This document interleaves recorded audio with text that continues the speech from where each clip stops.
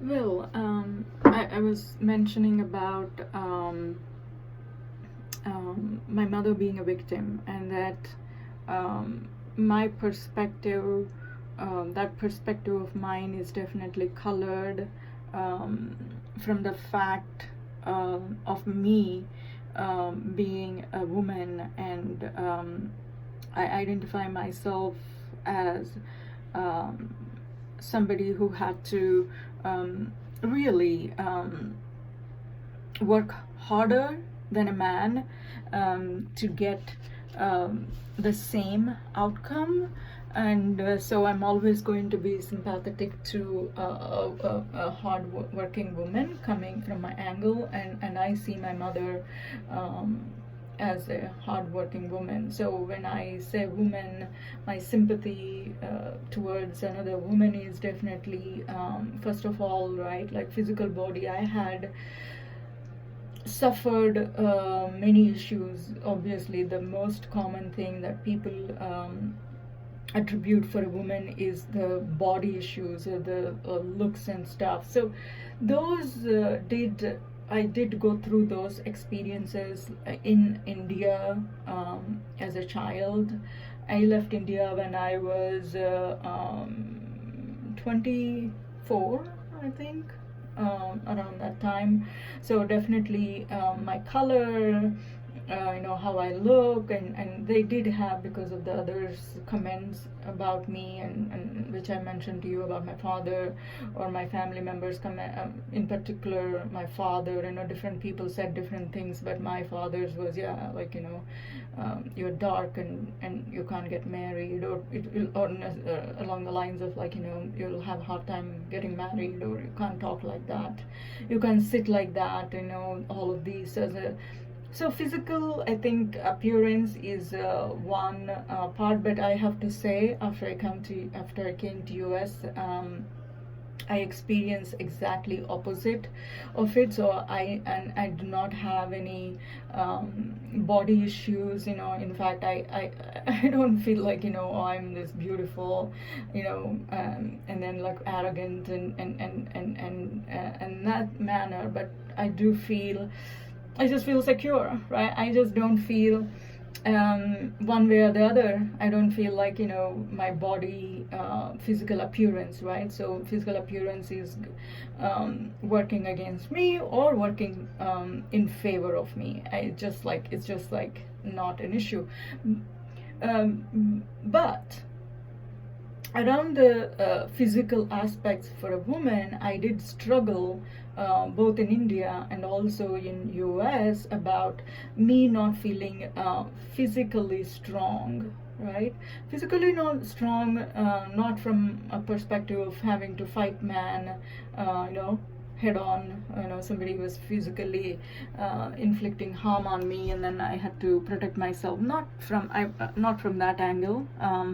The only violent person I have experienced directly in my life is my brother, and I did experience a few other violent incidences with guys in India as I was growing up, and some other time I will go over those experiences. But in US, like, never I had experienced, as I said, I have been here nearly around 19 years. So I haven't had, oh, my physical body is strong, not enough to be able to beat, somebody who is overpowering me with their strength. Not in that manner. The way I really struggled with my physical strength issues were when it comes to my productivity. I like to accomplish a lot. I'm very ambitious. I'm very hardworking, and I like to.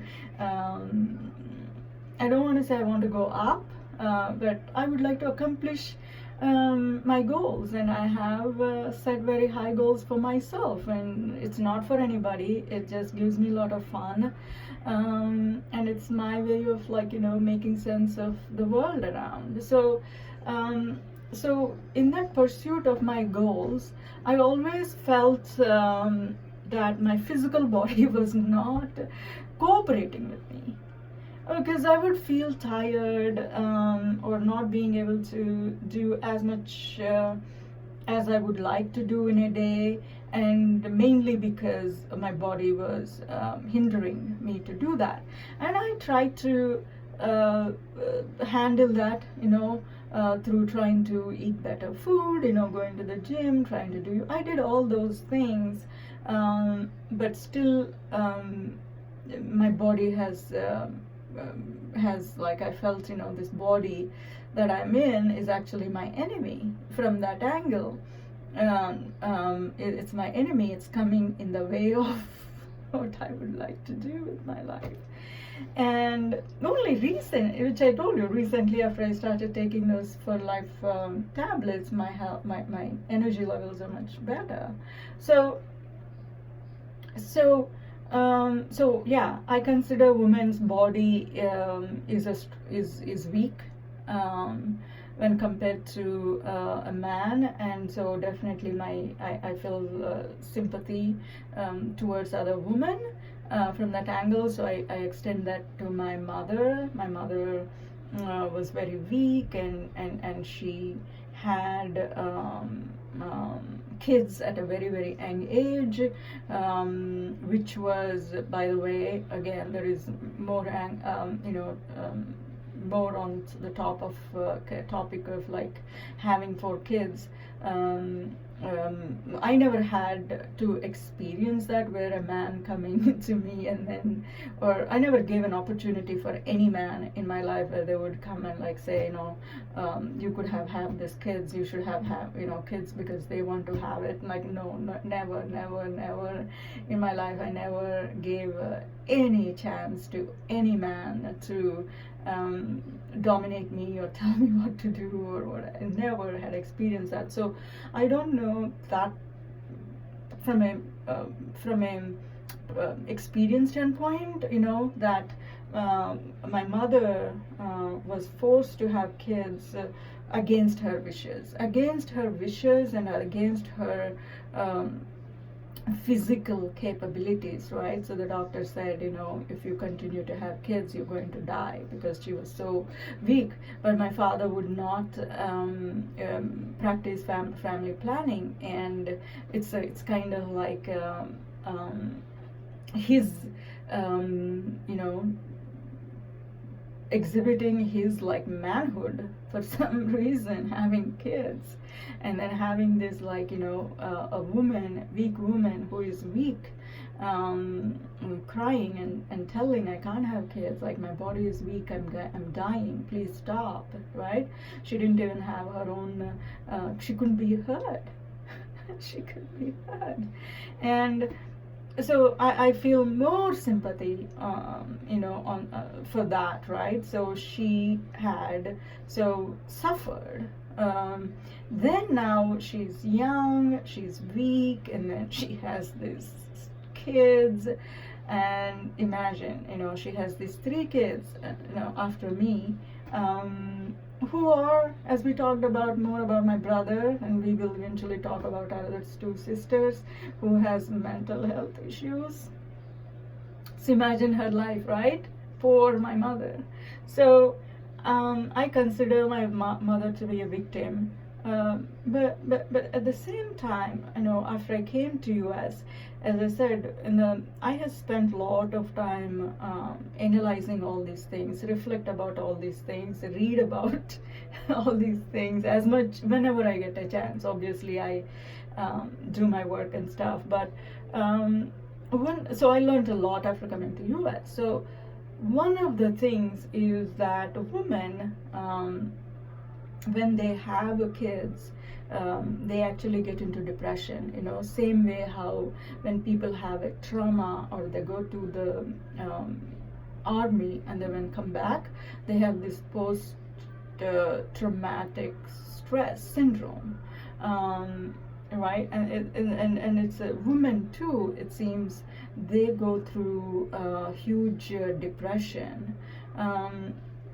And lot of Jewish mothers Again, I am not the expert on this topic, but it's a little readings that I came across and I read with the limited readings that I am telling, is that yeah, Jewish mothers, they become not Jewish mothers, but become psychotic. I mean, like mothers after they give birth, um, they experience, they're more like, they have a likelihood of, not maybe all of them, but experiencing post-traumatic pregnancy, stress syndrome, and then that leads into depression, um, and some of those women also can become extreme psychotic. So my mother was never, poor thing, never violent on us, poor thing. She never bet us, poor thing. She never lifted a head on a hand on us. So I wouldn't call her psychotic that way at all. But poor thing, she was, she was crying to herself. That's what I would say. Like she has to complain all the time. The house is dirty, the dishes are dirty, the clothes are dirty. Poor thing.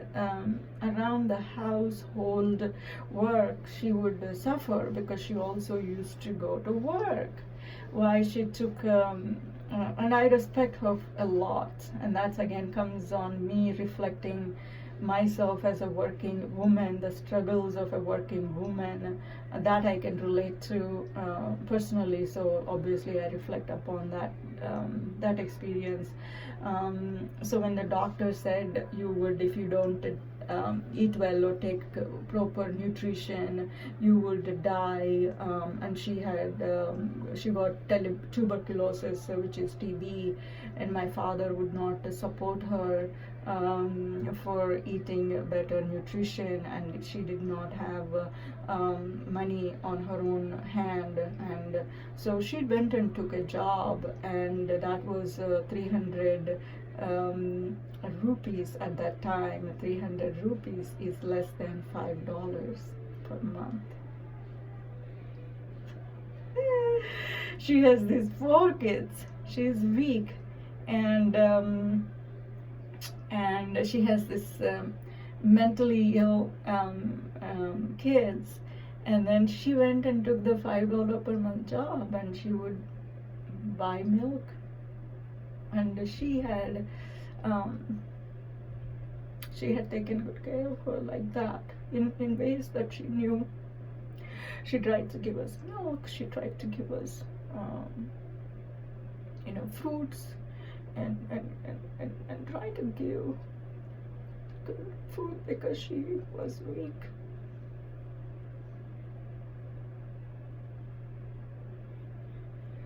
So, but I think she has a lot of depression. Poor thing.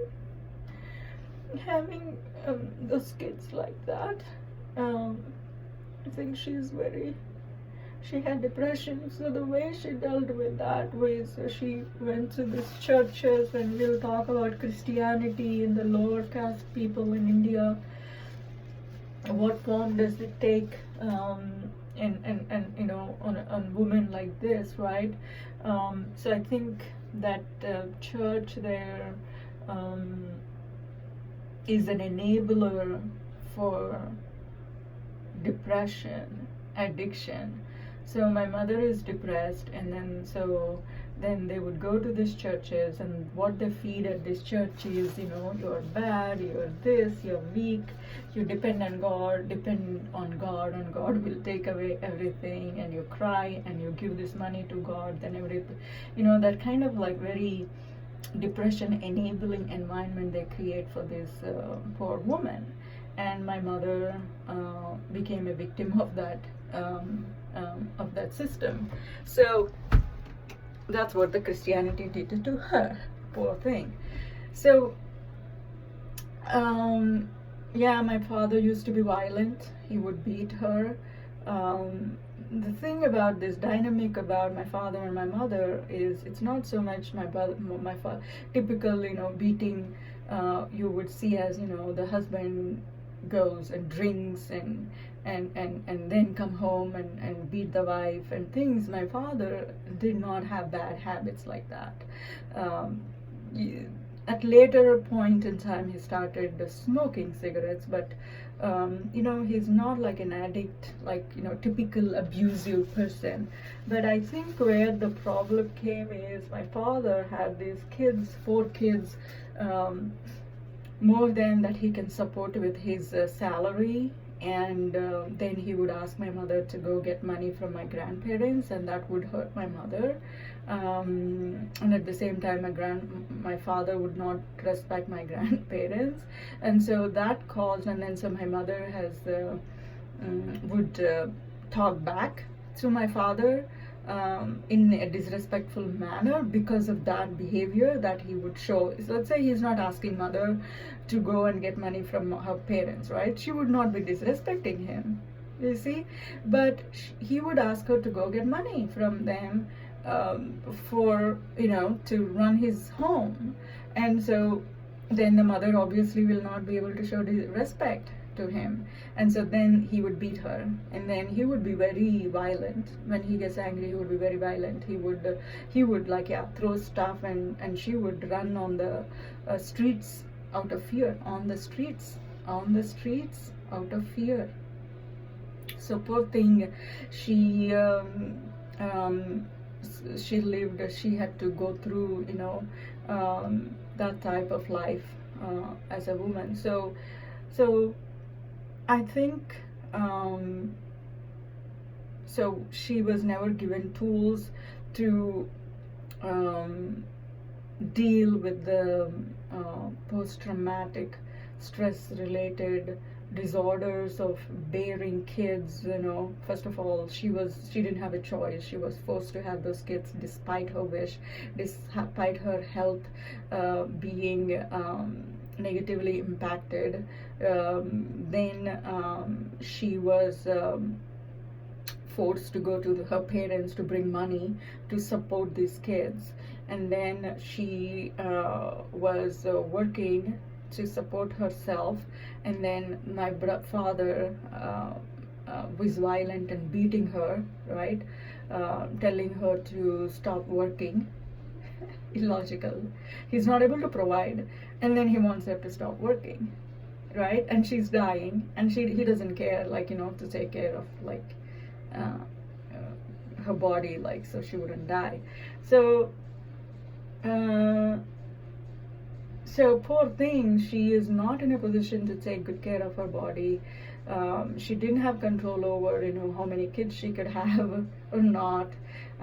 She did not, and then on top of it, she became also the breadwinner of, like, supporting, going to her parents and bringing the money to support the kids that this husband wanted to have to prove his manhood, right? And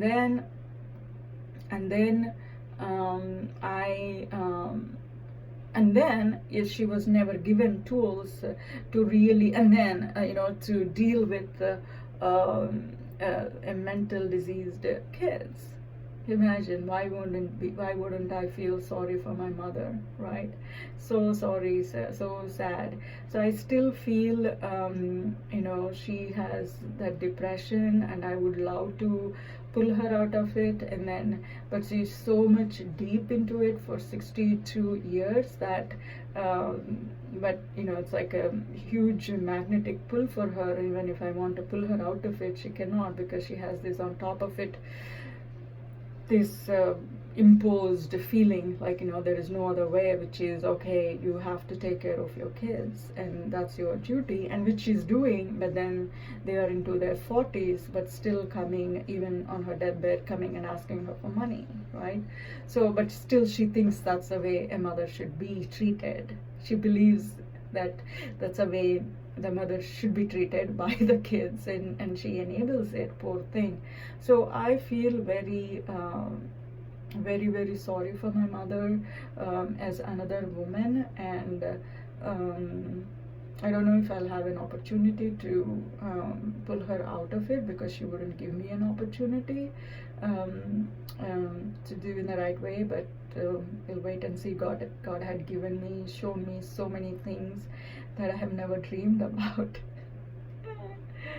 And so maybe, if I continue to be humble, and I would be surprised that I will have an opportunity to take good care of my mother. But I'm not demanding, because as I said, one thing I like to keep under control of myself. Control is like never have an entitlement behavior that I should have this, I should have that. I do get angry, as I said. This is a form of taking revenge for me. This is how I act out. Trying to take up projects, and trying to do something, trying to figure out things. That's my way of acting out, or entitlement. But so I do not want to expect or hope that I would be able to take care of my mother, so that my dream would come true. But as I said, life has always surprised me in many good ways, for all the bad ways, which is, my brother has being psychotic or having mental health issues is a very bad surprise. I would have asked for that to be taken away than the rest of all the blessings I have had. But that's, how, but God, the life has always blessed me with more things than I ever hoped or expected. So let's wait and see what would happen. So that's kind of like at a high level touching about my mother.